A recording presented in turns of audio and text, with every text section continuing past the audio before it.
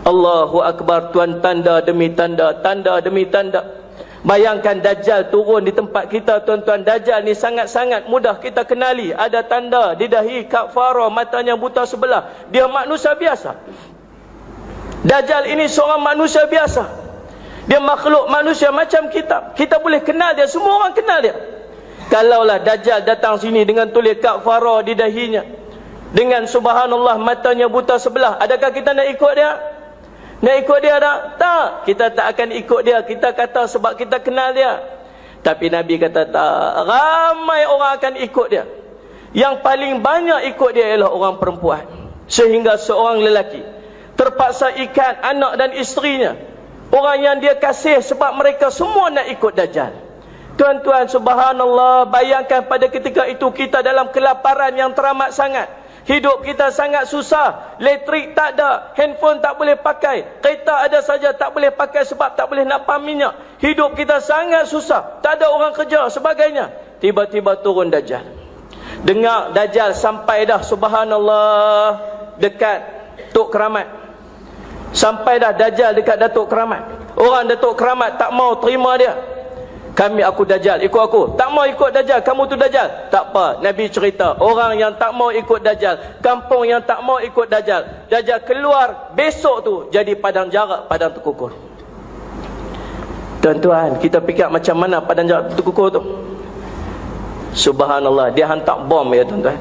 Sekali bom je, bom, boom, habis. Dengar pula subhanallah, Dajjal sudah sampai dekat dengan kita ni, Masya Allah Rabbi, dekat Masjid Aceh. Sampai dekat situ dah. Orang Masjid Aceh terpinga-pinga, nak ikut aku ataupun tidak, aku Dajjal. Dia kata tak mau ikut. Tak mau ikut, kamu nak jadi macam Datuk Keramat hancur? Kamu nak apa? Lapang, makan. Nah, ambil makanan, ambil makanan. Diriwayatkan bahawa pengikut-pengikut Dajjal bawa roti berbukit-bukit. Lapang, makan, nah duit, nah ambil semua nikmat dapat. Yang sana tak mau ikut, hancur. Yang ikut dia dapat nikmat, tuan-tuan, makanan apa semua, hebat tempat dia. Lembu-lembu, binatang ternak, gemuk-gemuk. Tiba-tiba kita dengar yang Dajjal sudah sampai, nak sampai dekat Jalan Perak, nak sampai dekat tempat kita ni. Tuan-tuan, kita bermesyuarat, agaknya waktu tu apa keputusan kita? Ni Dajjal nak sampai ni, macam mana ni, kita nak buat apa ni?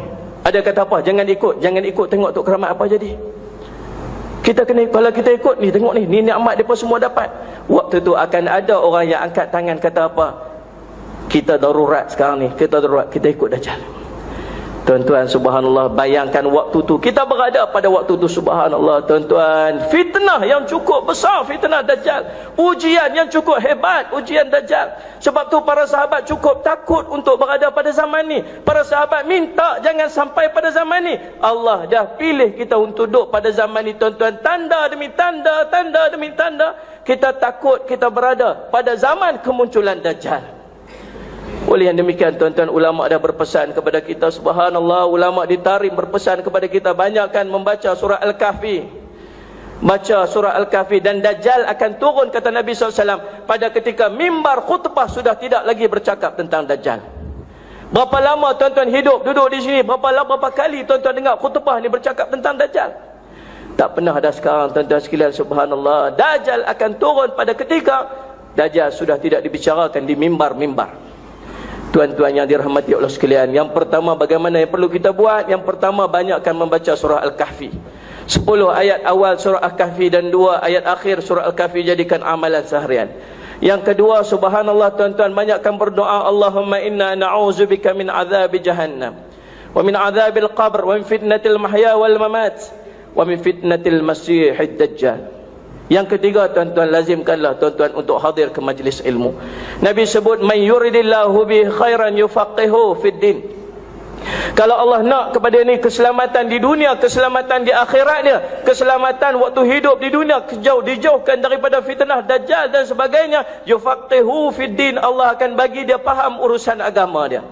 Nak faham urusan agama, tak boleh duduk di rumah, tuan-tuan. Nak faham urusan agama, tak boleh nak gelak kah tengok maharaja lawak. Nak faham urusan agama, tak boleh duduk depan TV tengok kilauan emas. Nak faham urusan agama, mai duduk di majlis-majlis ilmu. Saya minta tuan-tuan, Setiap hari yang kita peruntukkan untuk dunia sepanjang hari, ambil sikit bainal maghrib wal isya. Di antara maghrib dan isya itu untuk hadir duduk mengaji sekejap sebagai bekal. Nanti kita kembali bertemu dengan Allah. Mudah-mudahan dengan sedikit bekal ni Allah selamatkan kita di dunia dan di akhirat daripada fitnah yang macam ni. Tuan-tuan yang dirahmati sekalian, ambil sikit masa, jangan terlalu sombong dengan Allah atas nikmat yang setiap hari Allah bagi pada kita. Bainal maghrib wal isya, tak dapat setiap minggu pun tuan-tuan, dapat 3 hari dalam seminggu pun jadilah. Ambil di antara maghrib dan isya, mai duduk mengaji sikit. Mudah-mudahan Allah selamatkan kita daripada fitnah Dajjal dan fitnah-fitnah yang berlaku sekarang ni, yang tak mampu, yang sangat susah untuk kita bendung. Tuan-tuan, jangan sampai nanti bangkit di depan Allah dalam keadaan menyesal sebab tak tahu apa-apa.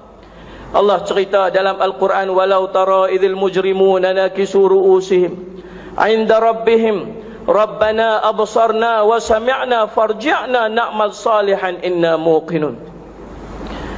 Allah sebut dalam Al-Quran surah As-Sajdah, walau tara idzil mujrimuna nakisu ru'usihim 'inda rabbihim. Alangkah ngeri kamu tengok orang yang berdosa itu, mereka tunduk kepala mereka di hadapan Tuhan mereka. Tunduk apa? Tunduk malu, tunduk takut, tunduk menyesal. Kenapa? Rabbana absarna, hari ini kami nampak dah ya Allah, nu dosa yang kami buat dulu. Hari ini kami dah nampak dah api neraka yang menjulang-julang di depan kami.